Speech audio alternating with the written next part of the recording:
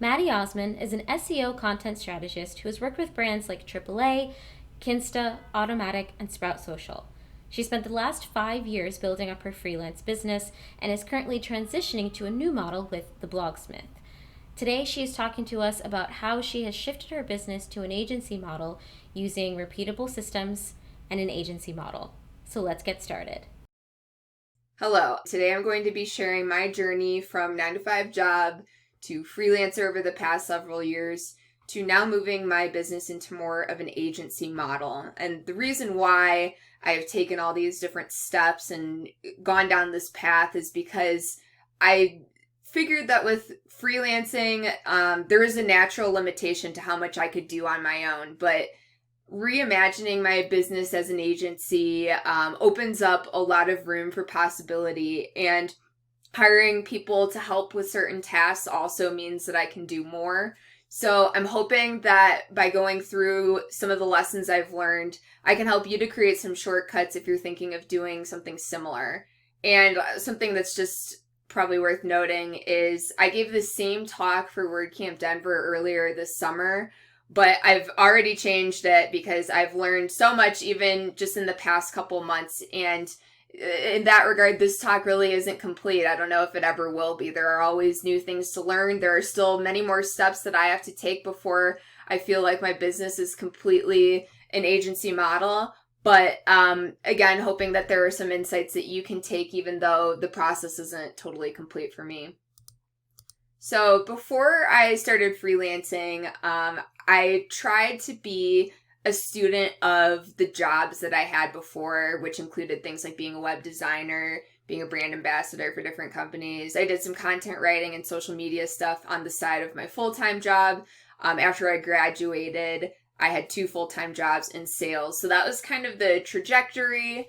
And then here are some of the brands that I worked with. Zipcar and Sony as a brand ambassador, Groupon for sales. Sherwin-Williams, I did like a sales and marketing internship with them. And then the division of student life is where I worked all throughout college, developing a love for content while actually doing the job of being a web developer. So it's just kind of interesting how your background can help to inspire your future. And specifically, what I learned from these companies was their processes. At Groupon, it was the sales process.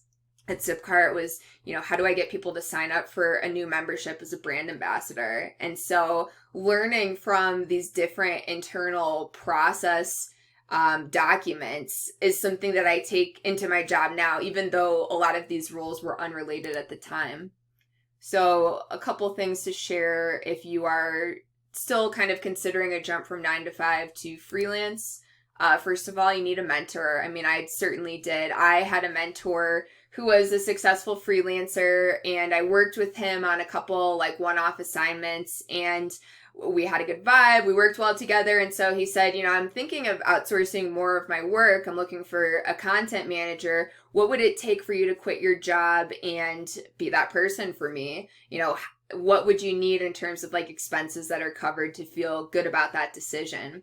So I'm very grateful for this person, not just for giving me work, but also being somebody that I could go to whenever I had questions about my freelance business, because it was all new to me at that point. And, one thing that's also worth mentioning when it comes to mentors is it can feel a little overwhelming to reach out to somebody and say, hey, will you mentor me? And people think, what can I offer in return for that? Because I don't have the same experience. So it's not like I can, do like a 1-for-1 trade of knowledge or something like that. But one thing that I've learned that I think is really useful as in terms of something that can make somebody pay attention to you that you want to mentor you is offer to volunteer some time for a charity that means a lot to them.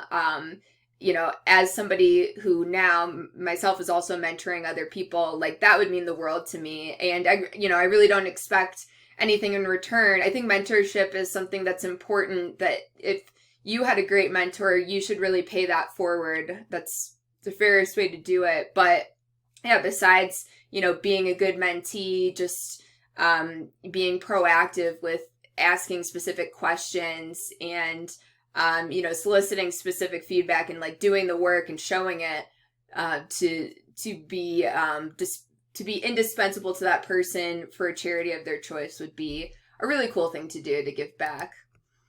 A couple lessons that I learned maybe the hard way. So I already kind of talked about this. Being a student of your current job, don't assume that you know everything. You don't. And there are so many different processes that go on behind the scenes in a business. Even if you're, the head of a department, you don't necessarily know what's going on in other departments like accounting or hiring, or I don't know, operations, whatever. There are so many different things that you should try to learn while somebody else is paying you to be there that are going to be hard to figure out on your own if you don't have any sort of basis of understanding for that. Another kind of worthwhile lesson learned is to launch your business as a side hustle first. Keep that 9-to-5 job until you've sort of validated that what you have is something that people want to buy. And at the same time, if you launch your business as a side hustle, then you'll start to get used to systems like invoicing and sending out proposals and even creating email templates. And all those things are going to help you once you do make that leap so that you can hit the ground running and, not have to deal with all that stuff on top of also trying to replace your full-time job income. And so with that said, when you still have a paying job, take the time, don't make that leap until you have a little bit of money saved up in an emergency fund, because thing is, it's going to take a while to get clients, even to scale up a successful side hustle. And it's going to take time to get paid. Even like the best clients, it still takes some time to get onboarded into their systems with accounting and, for that first invoice to get paid. So you want to stack the deck in your favor as much as possible. And also, you should be working on building a portfolio before you really need it, before you take that leap to freelance full time. So what I did was I started a blog. It was like a Chicago sort of lifestyle deal blog. And I wanted to test out different digital marketing strategies and see if I had the skills to be successful with that type of thing, because it was something that I was doing freelance on the side. It was something that my current job at the time, I would write some blog articles for their blog. And so it's like I had a basic understanding of how to be successful with that, but I wanted to own the whole process, not wait for somebody to give me topics, not wait for somebody to give me a chance. And in fact, at that job, before I quit, they were trying to make a marketing position for me because I was doing sales at the time, and it just wasn't happening quick enough. And I couldn't sit in that job any longer knowing that this wasn't what I wanted to do. And so I did this sort of blog test on my own to move that process along, quite frankly. And I think it's worth noting that, you don't need somebody else's permission to test out what you can do or what you think you want to do. So, start a project, even if it's not a paid thing, start something and see where you can take it. Another lesson that I learned once I did start freelancing full time was to try a lot of different things, to try a lot of different types of writing for a lot of different types of clients. And I think it's important to be open to different possibilities until you finally feel that perfect fit. So it's crazy. I did WordPress design development in college, and I knew, a lot about it because I did web design even before that. It was kind of a hobby of mine when I was younger.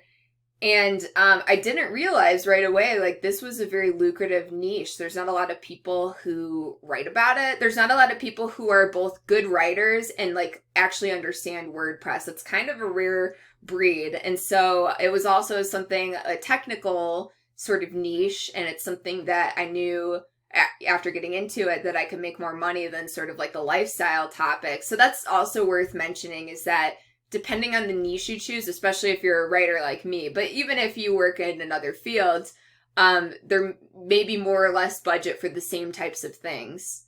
So finally, when you're working on building your portfolio before you need it, so before you quit that 9-to-5 job, it gives you an opportunity to get testimonials from some of those side hustle clients and also build case studies. And all these things you can use on social media, you can use on your portfolio website, and it just makes you look like more of a professional. But again, even if you don't have like a paying client who is giving you portfolio fodder, like create your own, especially from a writing perspective, start your own blog about your industry, write stuff on LinkedIn, write stuff on Medium. Like you don't need somebody else's permission to show the world what it is that you have to offer. So once I did finally decide to quit my job and freelance full time, it was pretty early on that I was thinking about hiring help to grow my business. And essentially, hiring help is a way to increase your monthly recurring revenue because, it takes you out of those tasks that take a lot of time that maybe you're not being paid for. There's only so much you can do on your own. And what we'll get to later in this talk is how you can use process documentation to create consistent results with the people that you're working with. And that's kind of how it all comes together. But essentially, the way that I started building my team was first with virtual assistants. So going back to my mentor who I was talking about earlier, I was in a sense his first virtual assistant. I was basically working specifically on content projects, but that was kind of how I would define the relationship. So that was the first hire that I made on my team. I hired one virtual assistant and then I hired another one, and they helped me with things like doing research for topics. They helped me with admin stuff, graphic design stuff, making slight WordPress updates to my website. And so all sorts of different things where it didn't necessarily make sense for me to focus on that stuff because I wanted to focus on bringing in the business and executing the work.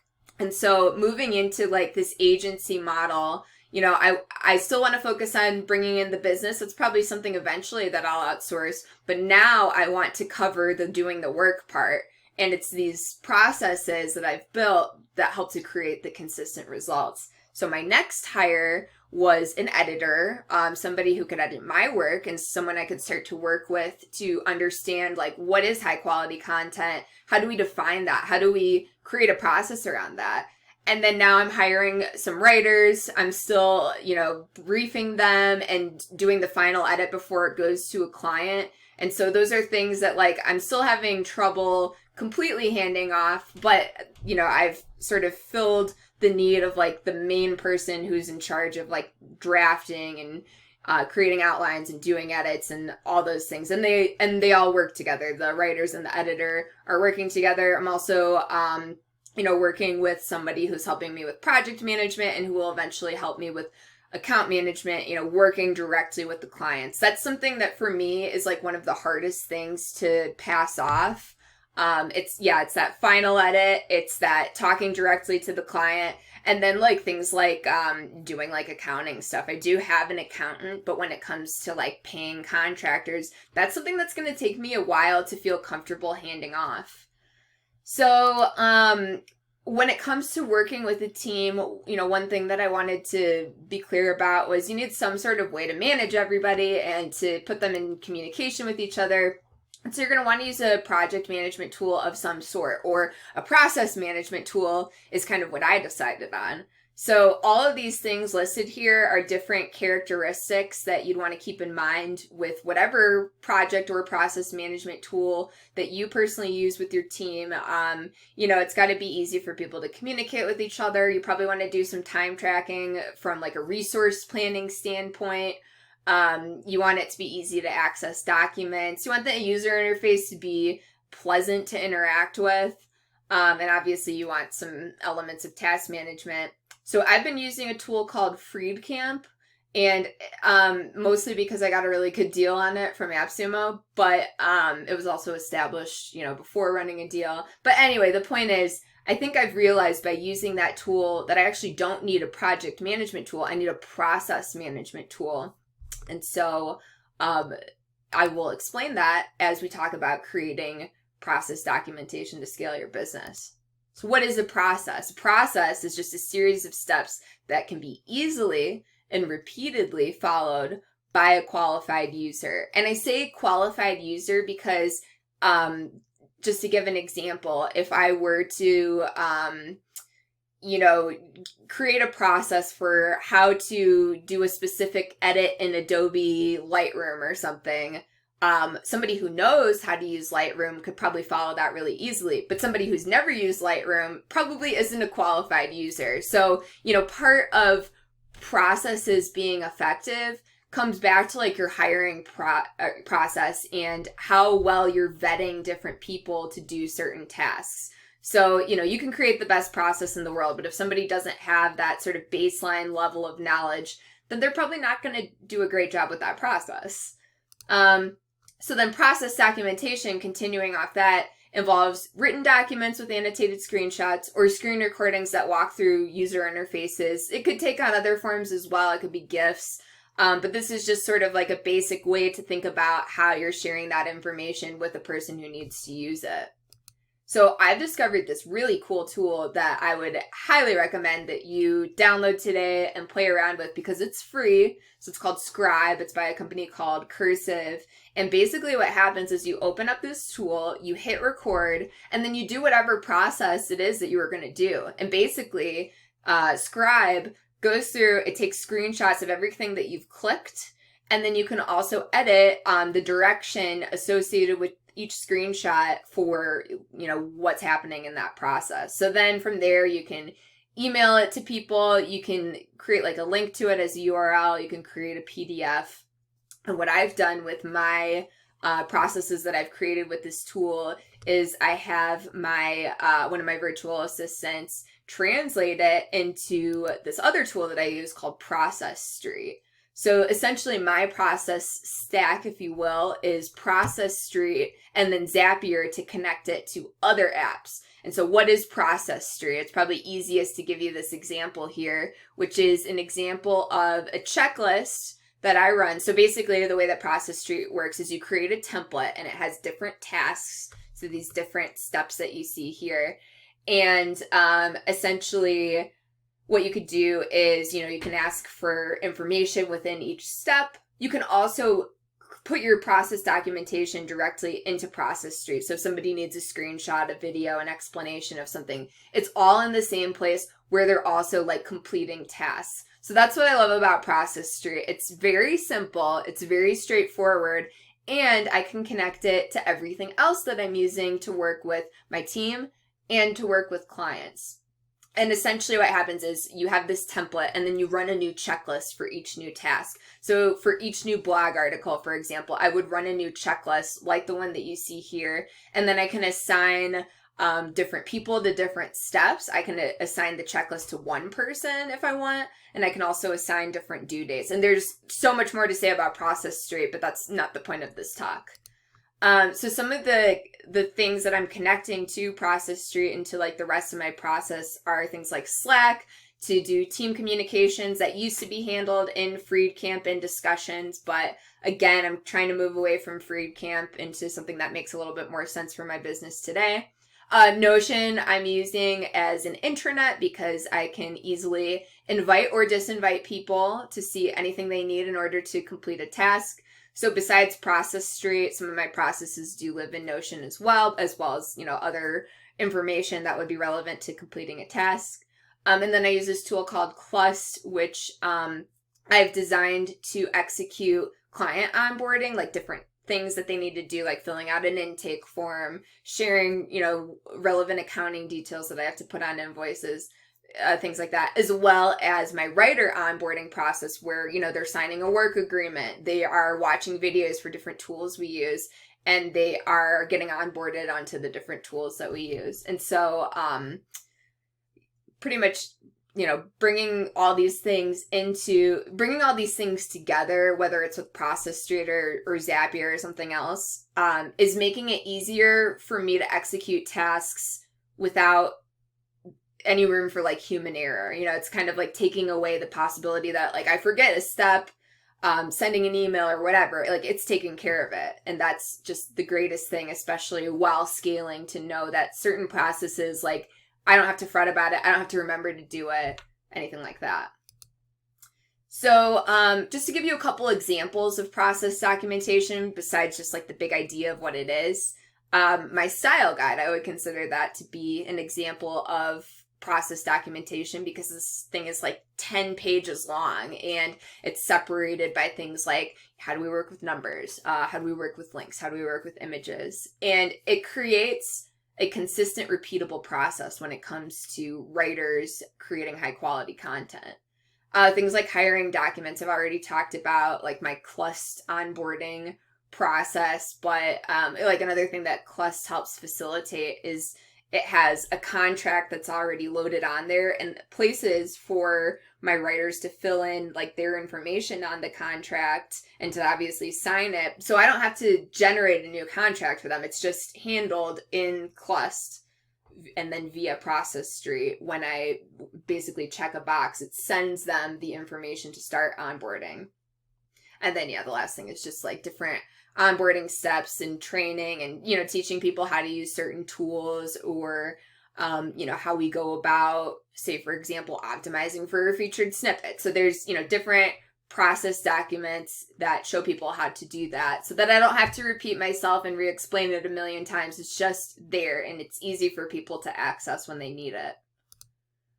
So scaling my business from this freelance model to more of an agency model has meant going from like 10 to 15K months to like easily like 20K plus months and growing. It's all about, the predictability that having these processes creates and being able to repeat that across, hiring people that are great and creating content that's great. So it all comes back to the processes. And another thing that's worth mentioning is I do offer discounts for retainers to clients so that I get that income at the beginning of the month, before I'm paying my writers. That's kind of important because the more writers that I'm taking on, the more expenses I have associated with like different tools we use. And then the more assignments I can take on, but then the more liability I have with like paying all the different people on my team to execute. So that's kind of what this slide is about, is just creating predictability with these retainer agreements paid up in full ahead of starting work. So just the last thing I want to talk about here are just a couple of things that I've learned in repositioning my brand, going from freelancer Maddy to the Blogsmith agency, basically. And a couple of things that I learned about communicating change. First of all, refer to yourself as your brand, not your name. So there's a lot of situations where this could come up, even just in how you initially work with another company. So like when I'm working with clients, most of the time they request like a W-9 form, and I have two. I have one that has my name on it, and then I have one that's working with me as the business. So I've started to use the business one more often, and it's a little thing, it's behind the scenes, but it's stuff like that puts me in the mindset of like, oh, it's not just Maddy the freelancer anymore. Like we are working together as a business. And even things like going on Twitter and talking about how I'm making changes and things like that, referring to myself as the Blogsmith versus Maddy Osman as a freelancer. And then it's things like, I'll get to website stuff. So kind of something I've already touched on is sharing the story of your journey scaling up. And this is something that I've been talking about on social with some of the different groups I'm involved with. One of them being like a mastermind group I'm in, and sharing like all the changes that have taken me from freelancer to agency. But I think doing this publicly, it's helping to get buy-in for what you're doing. It's helping to create interest. And then the other thing is it's not a surprise when it actually happens. When you finally are ready to pull the plug and doing things like changing your website or changing any of your other professional materials and other ways that you're, referring to yourself when talking to people. It shouldn't be a surprise. People should be involved in it. I think they want to be involved in it in general. It's kind of fun to like help somebody, make that change, and like watch the process. So yeah, why not share and be open about it? Kind of like what I'm doing now. And once all is said and done, I plan to write like a blog post for my website about the change to communicate to anybody who might be confused by it, and just to kind of say like, yeah, here's what it is now. So yeah, that's kind of the last point, is make sure that you're doing a good job of communicating what your new focus is or what your new brand is, whatever it is, so that people are clear about it. And so it's not confusing, like, oh, I thought you were just freelancing, now you have a team, like what's up with that? What's the difference? Whatever you can do to put people at ease and, not make them feel overwhelmed or confused or like you're trying to pull one over on them, I think is generally a good way to go about things. So with all that said, that's all I had planned for this talk right now, but hoping that you have a couple questions for me. I'm going to jump on the live Q&A now, and we'll eagerly await your questions. Thank you so much, Maddy. That was so amazing, so fantastic, so much information condensed into such a small amount of time. We really appreciate you being here and doing that with us. Before we dive in, let's just make sure everyone knows, head into the Ask a Question area, leave your questions for Maddy, and I'll be checking it in real time as we go through this question. So, Maddy, thank you for being here to answer these questions with me. Are you ready to get started? Yeah, let's do it. Awesome. So the first question I'm seeing is from Daryl. Daryl asks, did you have a safety net goal in mind before you made the leap? I think so, yeah. So a lot of the information I shared in this presentation is kind of like the ideal situation. So not all of it applied to me when I first started. A lot of it's more like looking back in hindsight. But that being said, I definitely had some money in the bank. I definitely made sure that I had a plan for making more money.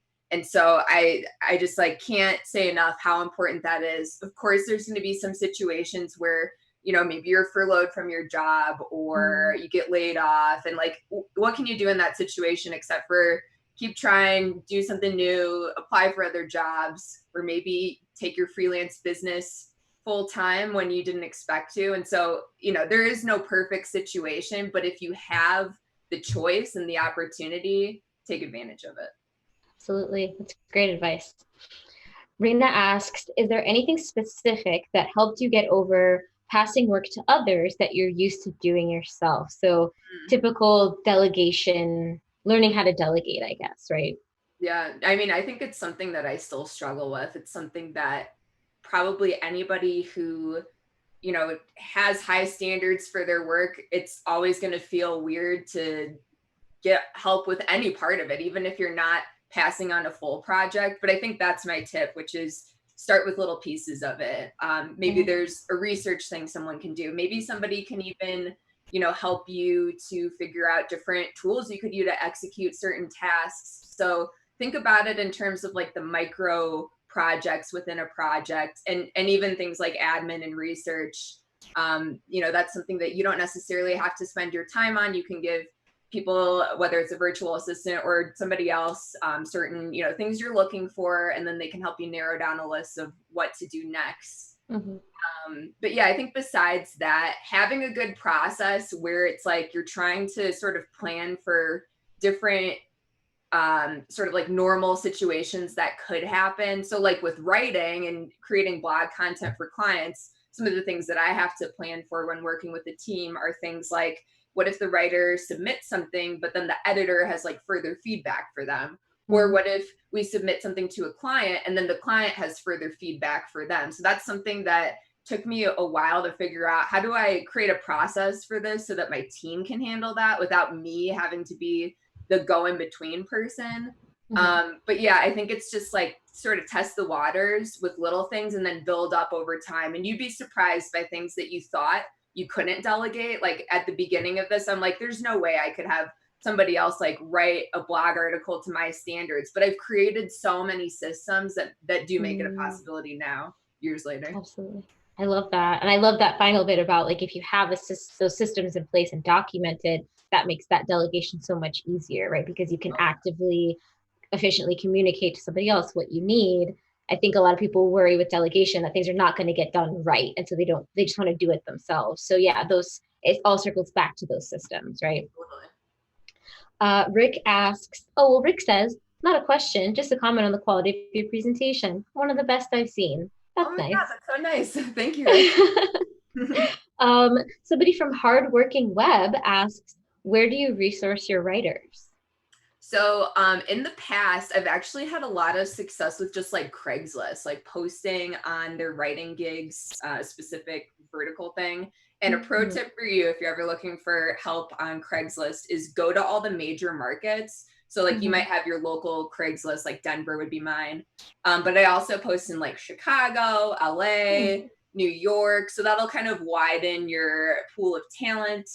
But recently, I found there's a subreddit called Hire a Writer, and I've had a lot of luck and success with that. And so, what you do is they have some rules that you have to read through to make sure that your post is approved and that they don't take it down. And it's basically just like make sure you're sharing all the relevant information with someone who would apply to this job. And Right. I can say from experience that, like, I always put the pay rate in there because I don't want to waste their time. I don't want them to waste my time. I don't want to, like go through the process and then have us not be on the same page about what we're looking for. So another thing that I've talked about, and with Brian Richards here as well, is the idea of like communicating the culture of your company through your job descriptions and through like all these different hiring steps. That's something that I think I've struggled with because it wasn't the most important thing to me at the beginning, but now that I've had a chance to see like hiring some writers and seeing how they work with my team and seeing some not work with my team, there's things that I've noticed, just personality traits and otherwise, where it's like I want to be really upfront about like if this is going to work for you and if it's going to work with me, and communicating that in that same sort of job description. Yeah. Awesome. Awesome advice. We have an anonymous question which asks, was there a particular business system or resource that was pivotal to helping you transition to leading a team? That's a really good question. I don't have a great answer except to say that I think you have to surround yourself with people who are maybe like a step ahead of you. That's like the ideal situation, is to have some people who have been there and done that and can kind of give you guidance based on their experience already doing those things and having like Right. pressure tested their own systems. So find a mentor, kind of like I said in the presentation, but also like find people who are right about where you're at as well. So I'm in a couple different mastermind groups, including, again, Brian's in one of them in the WordPress community. I have one, and then I have another mastermind with other like freelance marketers. And it's just nice to have people that you can bounce ideas off of, because Mhm. it's easy to get really in your head about like everything basically when it comes to running a business. But surrounding yourself with people who are going through the same things or who are just critical thinkers when it comes to running a business, Yeah. that's the best thing I can tell you.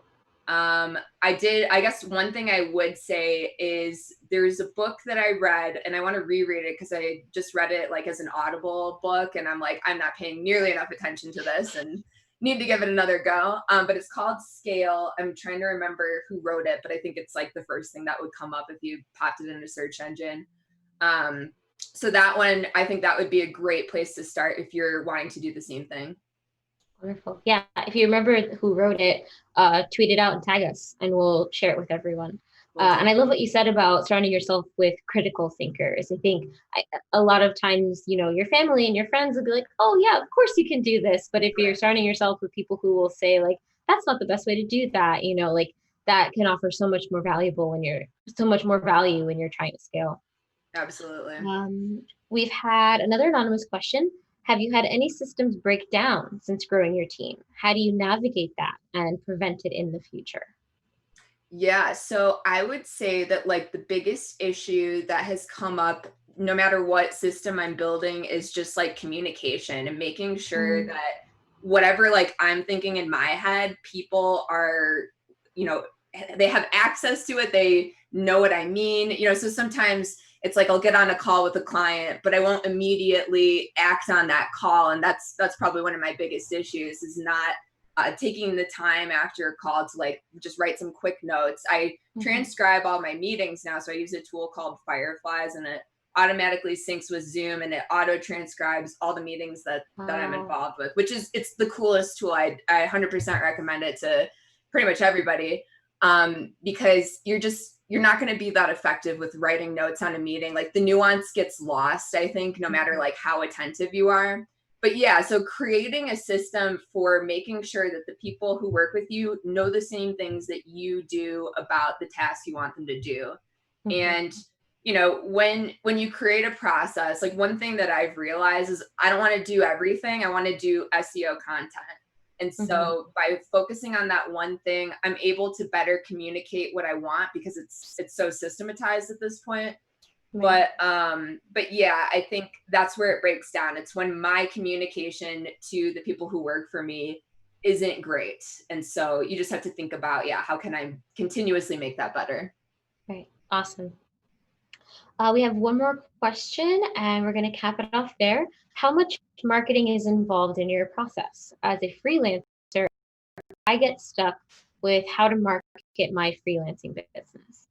Totally. Yeah. So when I first started freelancing, more towards the beginning of that time period, before I was even thinking about agency stuff, I mean, it was cold emails, all sorts of like cold outreach. And I have a sales background, so that was really easy for me to do. I know that it's not necessarily intuitive for everyone. And one thing that I tell people who haven't started freelancing yet is, like, get a sales job, because it'll teach you so much. And it's like a free education on somebody else's dime. A free education you get paid for, basically.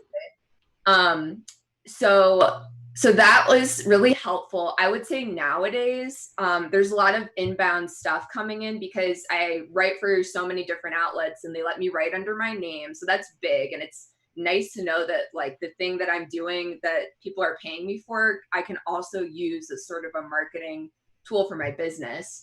But even if you're not doing that, I guess it's a hard tactic if you're not a writer, but guest posting, definitely a great way to get the word out, build some backlinks, just, exposure to a new but similar audience. I do have a blog post on my website. It's, if you just like go on my website and search like lead marketing, you'd find it, but it's about like 67 different ways that I've gotten business. And so I think what it comes down to is you just have to be creative, and you also have to, like, take opportunities as you see them. Some things you might think, oh, like, maybe I'm not the perfect person for that. Maybe they're looking for somebody who has more experience or whatever. You just have to, like, get over that and just, try. Wonderful. That's fantastic advice. Well, we're going to wrap things up here. Maddy, thank you so much for being here and for taking the time out of your day to answer these questions with us. Absolutely. My pleasure. Thanks for having me. Of course. Where can people find you if they have any more questions for you? Sure. So check out theblogsmith.com, or I'm most active on Twitter. If we didn't get to your question, feel free to shoot it over. I'm Maddy Osman, which is MADDYOSMAN. Perfect. All right, Maddy, enjoy the rest of your day. We'll see you soon. Thank you. You too.